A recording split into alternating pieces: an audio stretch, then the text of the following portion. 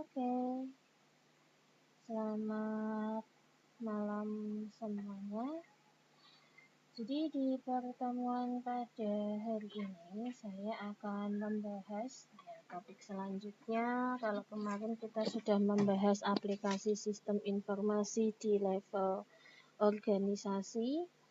Dan pada kesempatan hari ini saya akan membahas tentang sistem informasi strategik dan sistem interorganisasi. Nah, jadi apa yang mau dibahas di pertemuan pada hari ini?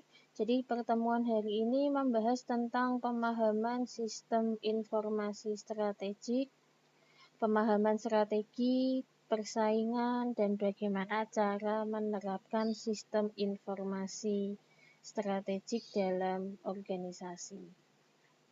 Nah, sebagai awalan, sistem informasi strategik itu apa? Jadi sistem informasi strategik itu merupakan sebuah sistem yang terdiri dari sistem teknologi informasi apapun.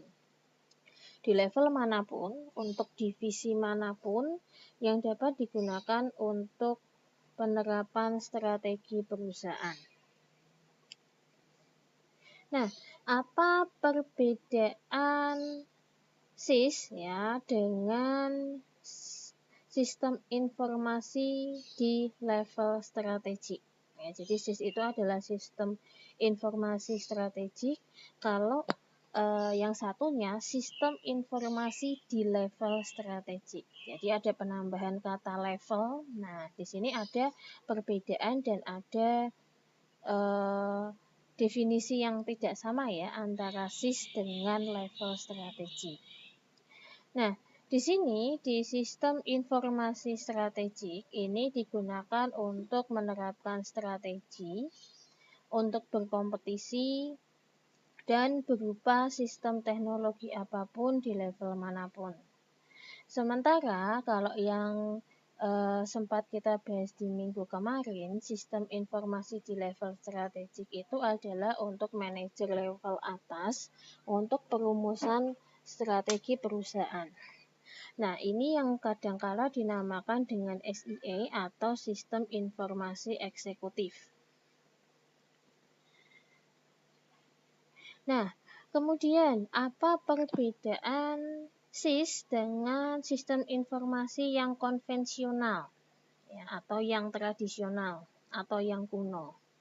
Nah, di sini kalau sistem informasi yang sifatnya konvensional itu dia digunakan untuk menyelesaikan kegiatan-kegiatan atau kebutuhan-kebutuhan yang terjadi di lapangan. Sementara kalau SIS itu lebih pada penerapan strategi perusahaan. Dan di sini kalau sistem informasi konvensional itu fokusnya menggunakan teknologi untuk mengganti tenaga manusia. Sementara kalau di SIS itu merupakan alat untuk berkompetensi.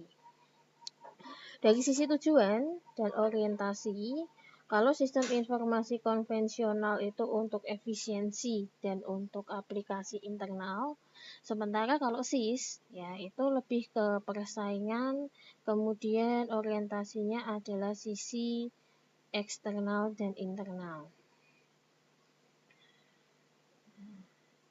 Nah, selanjutnya kalau kita membahas yang namanya SIS atau sistem informasi strategik. Strategik itu apa sih? Nah, jadi strategi itu apa? Kemudian yang merupakan bagian strategi itu apa? Jadi di sini menurut seorang ahli yang bernama Porter di tahun 1980, strategi itu menyangkut yang namanya cost leadership, differentiation, dan fokus. Kemudian ada penambahan lain bahwa yang namanya strategi itu membutuhkan yang namanya inovasi, aliansi, dan pertumbuhan atau grow. Nah, coba kita lihat nih di slide berikut ini beberapa contoh perusahaan yang menggunakan SIS. Ya, jadi di sini perusahaan-perusahaan yang ada di mancanegara ya. Jadi mungkin yang Anda familiar itu adalah yang keempat. Di sini ada yang namanya 7-Eleven. Ya, jadi di sini sistem informasi strategiknya digunakan untuk menurunkan biaya ruang dan persediaan. Ya. Kenapa yang diturunkan adalah biaya ruang dan persediaan? Karena kalau persediaan itu makin banyak, berarti modal perusahaan itu tidak berputar. Karena modal perusahaan itu sudah menjadi barang-barang persediaan. Nah, dengan menurunkan banyaknya persediaan, berarti modal perusahaan bisa digunakan untuk kegiatan yang lain. Kemudian kenapa yang diturunkan itu adalah biaya ruang? Ya, jadi kalau kalian pernah tahu 7-Eleven ya, jadi di sini memangkas ruang yang terlalu besar, ya, supaya nah, itu biaya-biaya yang timbul itu makin diperkecil. Ya, contoh misalnya listrik, ya, kemudian kos untuk hal-hal yang lain dengan meminimalisasi tempat, ya, dengan penataan yang lebih baik, itu akan menurunkan kos-kos yang lain. Oke. Kemudian di sini contoh yang menerapkan diferensiasi itu ada Dell, ya. Kemudian yang fokus itu ada Domino's Pizza. Ya, kalau yang pernah nyoba Domino Pizza nih, ya, fokus pada pengiriman pizza tepat waktu. Jadi dengan model open kitchen ya, mereka ada timernya. Jadi seorang konsumen itu bisa tahu dalam berapa menit pizza dia itu akan selesai, ya, selesai dimasak dan siap untuk disajikan. Ya, jadi fokus pada membuat pizza dalam waktu seminimal mungkin, ya, kemudian juga mengirimkan ke konsumen tepat pada waktunya. Kemudian yang fokus pada growth atau pertumbuhan itu ada Citicorp, ya, menggunakan jaringan telekomunikasi global. Nah, kemudian selanjutnya ada 7 model penerapan sistem informasi strategik atau SIS. Mulai dari model kekuatan kompetisi, kekuatan menawar dan efisiensi, ya, value chain, rekayasa ulang, manfaat, dan siklus sumber daya konsumen. Nah, kita akan bahas satu persatu dari ketujuh model penerapan SIS. Yang pertama, model kekuatan kompetisi. Ya, ini berdasarkan 5 ancaman persaingan menurut Porter. Ya, jadi Porter itu menyebutkan bahwa persaingan itu ada 5 macam. Ya, dari pesaing yang sudah ada, kemudian ancaman pesaing baru, kemudian ancaman produk atau jasa baru, kemudian kekuatan menawar dari pelanggan dan kekuatan menawar dari pemasok. Ya, jadi model kekuatannya itu seperti ini. Nah, kemudian selanjutnya, nah, ketika menyangkut di model pertama, model kekuatan kompetisi, ya, ada 4 pertanyaan strategik yang muncul, ya, berdasarkan apa yang dikemukakan oleh Porter. Jadi di sini apakah teknologi informasi itu bisa merubah dasar persaingan? Ya, seharusnya jawabannya adalah iya. Ya, contohnya Amazon.com itu merupakan salah satu situs belanja yang awal mulanya ya digunakan untuk berbelanja lewat internet atau model online. Nah, dapatkah TI itu membangun halangan untuk masuk? Ya, jadi di sini McKesson, ya, American Airlines, yaitu memberikan jasa yang gratis kepada konsumen sehingga sangat mahal untuk ditiru. Ya, jadi di sini dia punya pengendalian, maksudnya halangan untuk masuk itu adalah pengendalian. Jadi tidak semua perusahaan itu bisa meniru atau jadi followernya, ya, tapi dia punya sistem pengamanan tersendiri. Kemudian, dapatkah TI itu digunakan untuk menghasilkan produk baru? Ya, jawabannya adalah harusnya bisa. ya, karena mendukung kegiatan R&D. R&D itu adalah Research and Development. Kemudian yang keempat, dapatkah TI itu mengubah keseimbangan kekuatan hubungan dengan pemasok? Ya, jadi di sini seharusnya jawabannya adalah bisa. Ya, contohnya adalah Walmart. Jadi di sini dari ribuan atau ratusan pemasok, kita bisa memilih pemasok yang terbaik. Nah, kemudian model yang kedua itu adalah kekuatan menawar dan efisiensi komparatif. Jadi di sini untuk menciptakan yang namanya keunggulan bersaing, kita harus menciptakan terlebih dahulu kekuatan menawar dan efisiensi komparatif. Jadi kekuatan menawar di sini meliputi 3 hal, biaya pencarian produk, keunikan produk, dan switching cost. Sementara efisiensi komparatif itu menyangkut efisiensi internal dan efisiensi antar organisasi.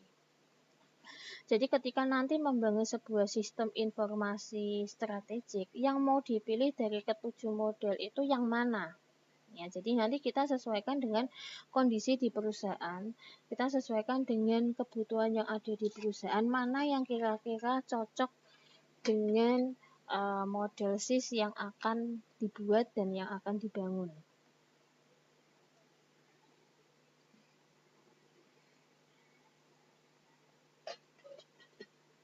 Nah, kemudian selanjutnya value chain model, ya ini dari Porter. Jadi di sini kalau value chain atau rantai nilai, nah, di sini untuk menciptakan keunggulan bersaing, ya, di sini intinya ada 5 hal yang berperan, mulai dari logistik, operasional, ya, marketing and sales, dan sampai ke service.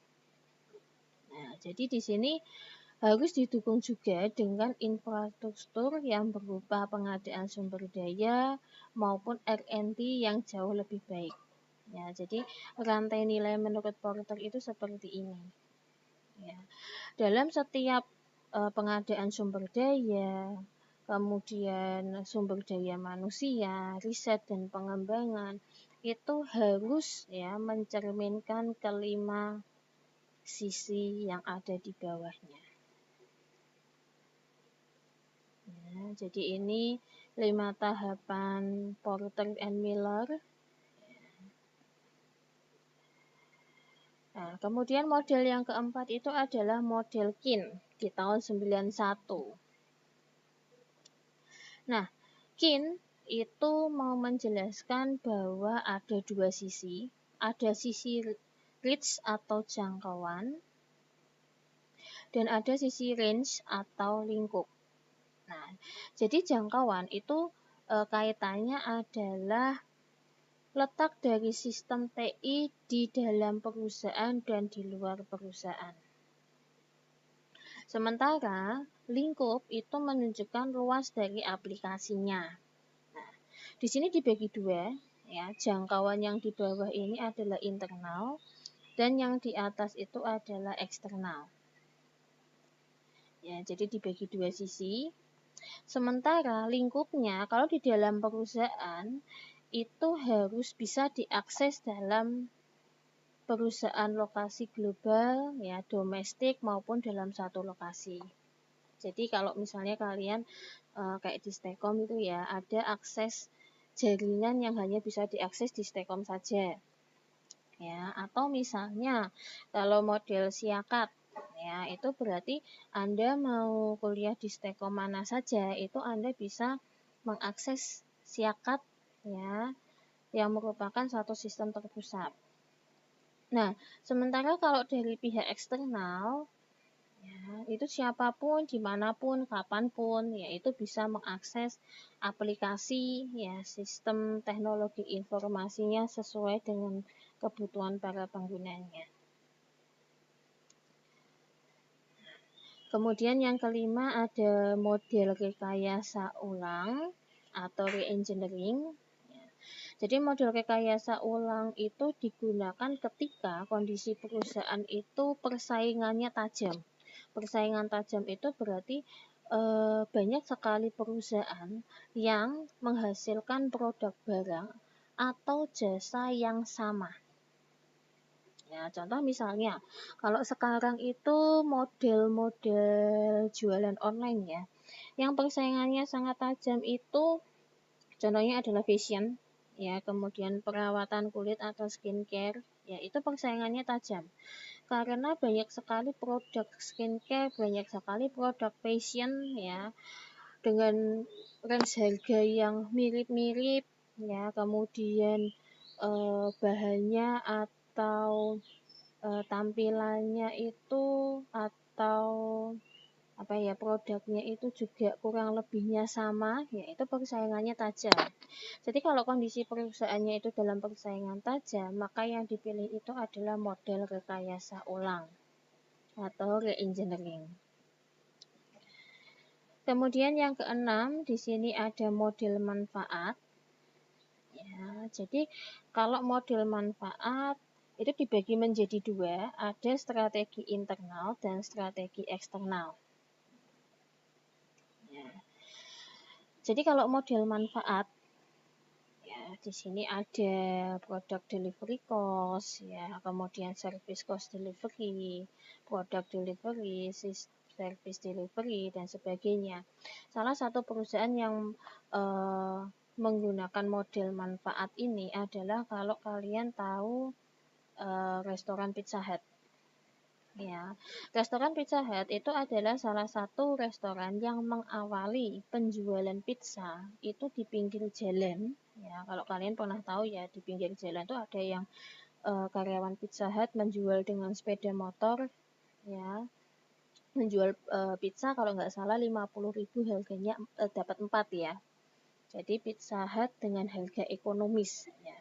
Jadi konsumen yang mau membeli pizza tidak harus ke gerainya, tidak harus mengantri di sana, tapi Anda bisa beli di sepanjang jalan dengan harga yang jauh lebih murah. Ya, ini adalah model yang keenam atau model manfaat. Ya, jadi lebih ke manfaatnya. Manfaatnya itu adalah jemput bola atau bagaimana kita lebih dekat ke konsumen. Nah, tidak harus menunggu konsumen itu datang ke restoran atau ke gerai kita. Nah, kemudian yang ketujuh itu adalah model siklus sumber daya konsumen. Ya. Jadi di sini ada 13 siklus sumber daya pelanggan atau CRLC. Ya, yang bisa Anda lihat di tampilannya ya. Jadi di sini ada 13 tahapan siklus sumber daya pelanggan. Ya, jadi mulai menentukan kebutuhan sumber daya sampai ke pengawasan di mana dan berapa yang sudah digunakan dari sumber daya tersebut. Nah, kemudian pertanyaannya, ya, perusahaan yang membutuhkan SIS itu yang seperti apa sih? Ya. Jadi seperti yang saya katakan di awal, ketika ada 7 model dalam SIS, itu tidak semua harus kita pilih. Ya, pilihlah salah satu ya yang sesuai dengan kondisi perusahaan Anda. Ya. Nah, kemudian sebelum masuk ke situ, perusahaan seperti apa sih yang membutuhkan SIS? Ya, jadi tidak semua perusahaan itu butuh SIS. Ya, hanya perusahaan yang mempunyai intensitas informasi tinggi itu yang membutuhkan SIS. Ya, berarti kalau perusahaan itu masih level home industri kecil-kecilan UMKM, ya dia secara logika dia tidak membutuhkan SIS karena intensitas informasi yang masuk maupun yang keluar atau yang dihasilkan itu masih rendah. Nah, kalau perusahaan itu punya intensitas informasi yang tinggi, berarti ini adalah kaitannya dengan yang sempat saya bahas di 2 minggu yang lalu, kaitannya dengan big data. Jadi perusahaan-perusahaan yang punya ya big data yang sangat banyak sekali, intensitas informasinya tinggi, banyak, terstruktur dan tidak terstruktur itu yang membutuhkan SIS. Nah, jadi logikanya perusahaannya itu sudah perusahaan yang big company ya, bukan small company. Nah, oke. Jadi di sini perusahaan yang membutuhkan SIS itu adalah perusahaan-perusahaan yang menggantungkan dan mengandalkan ya sistem teknologi informasi terutama SIS untuk melaksanakan kegiatan operasionalnya atau tujuannya untuk pengambilan strategi entah itu jangka pendek maupun jangka panjang. Nah, kenapa ada perusahaan, saya bicara big company ya, karena yang membutuhkan SIS itu adalah perusahaan-perusahaan yang besar. Ya. Kenapa ada perusahaan yang sukses menerapkan SIS dan ada perusahaan yang tidak sukses menerapkan SIS? Ya. Jadi di sini faktor-faktor kesuksesan adalah yang pertama, organisasi itu harus mempunyai visi TI. Ya. Kemudian paralel ya atau berkesinambungan dengan perencanaan strategik perusahaan. Kemudian kreatif untuk memperluas jangkauan, ya berarti infansi, ya. Kemudian untuk mengupgrade sistemnya juga, dan kalau bisa dia menjadi yang pertama atau leader dalam penerapan SIS. Kegagalannya, jadi tidak mampu mempertahankan investasi di masa depan. Ya, penerapannya kurang tepat. Ya, culture-nya beda. Kemudian kualitas sumber daya manusia yang mengoperasionalkan SIS itu juga kurang mumpuni. Ya, jadi banyak sekali faktor-faktor kegagalan. Yang perlu diingat adalah ketika big company itu sudah memutuskan untuk membangun yang namanya SIS atau sistem informasi strategik, itu tentu saja membutuhkan biaya yang tidak sedikit. Ya, dan jangka panjangnya pasti ada maintenance atau pengembangan SIS yang harus dilakukan. Nah, ketika ada maintenance atau ada pengembangan seperti itu, berarti akan membutuhkan investasi yang besar pula. Nah, ini bisa menjadi salah satu faktor kegagalan ketika tidak kuat dalam berinvestasi di SIS-nya. Nah, kemudian sistem teknologi informasi antar organisasi, yaitu bisa berupa PDA atau pertukaran data elektronik dan e-commerce. Nah, jadi di sini ada electronic data interchange. Jadi tujuan dari ED ini adalah kurang lebihnya untuk meningkatkan efektivitas dan efisiensi pelaksanaan kegiatan bisnis. Ya, mengurangi modal kerja, menghemat biaya, meningkatkan hubungan dengan pelanggan dan pemasok, dan memungkinkan untuk melakukan perdagangan internasional. Salah satunya bentuknya adalah e-commerce, ya, atau salah satu bentuknya adalah sekarang situs belanja online itu tidak hanya skala nasional ya, tapi juga skala dunia. Ya, seperti kalau kita belanja di salah satu situs belanja ya Shopee ya, itu ada barang-barang juga yang dikirim dari luar negeri. Nah, apa hubungannya dengan sistem informasi strategik? Nah, contohnya seperti tadi. Kalau misalnya mengambil salah satu model yaitu sistem SIS yang berdasarkan manfaat, berarti bagaimana kita menjemput bola, kita lebih dekat ke pelanggan. Ya. Ketika situs belanja online itu menjembatani antara kebutuhan pelanggan dengan para pemasok, ya pemasok itu tidak hanya lokal, nasional, tapi juga seluruh dunia. Ya, berarti ketika seorang konsumen itu ingin beli barang ya yang berasal dari Cina dan sebagainya, dia bisa memesan lewat situs belanja online. Ya, jadi di sini supplier dari luar negeri juga bisa berhubungan dengan supplier di Indonesia ya atau resellernya di Indonesia sehingga dia bisa juga kulaan barang. Nah, kemudian reseller itu menjual lagi secara eceran. Nah, di sini sudah ada yang namanya perdagangan internasional atau konsumen atau user ya itu langsung berhubungan dengan penjual di luar negeri, dia beli barang apa yang dibutuhkan. Oke, nah kalau aplikasi e-commerce antara organisasi bisnis ini bisa aja pemasok utama dengan reseller, ya beda negara itu juga bisa. Atau e-commerce antara organisasi bisnis supplier utama dengan user atau end usernya. Nah, karena sudah sampai ke penjelasan tentang e-commerce ya, berarti untuk pertemuan hari ini saya cukupkan sampai di sini. Sebelum saya tutup, ya saya ingatkan jangan lupa Anda untuk absen di Siakat ya supaya absen Anda bisa terrecord ya. Kita akan ketemu lagi minggu depan ya masih di hari dan jam yang sama. Jadi nanti silahkan disimak untuk materi di minggu depan ya, materi baru di minggu depan. Dan sebelum saya tutup, saya ucapkan terima kasih atas kehadiran Anda semua dan terima kasih telah tetap semangat untuk mengikuti perkuliahan pada semester ini. Bye-bye.